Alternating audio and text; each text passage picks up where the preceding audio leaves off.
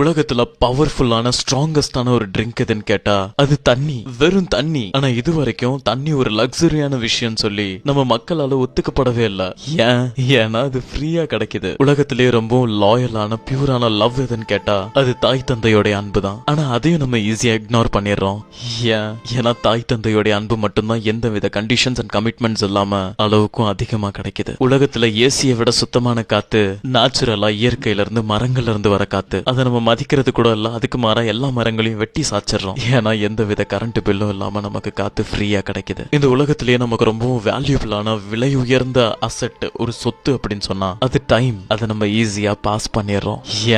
ஏன்னு கேட்டா அது நமக்கு எந்த வித காசும் இல்லாம ஃப்ரீயா கிடைக்குது. இந்த உலகத்திலேயே மிகப்பெரிய நிம்மதி அப்படின்னா அது தூக்கம். ஆனா அந்த தூக்கத்தை தொலைச்சிட்டு மத்த லக்ஸரிஸ் பின்னாடி தான் நிம்மதி இருக்குன்னு சொல்லி ஓடிக்கிட்டு இருக்கோம்.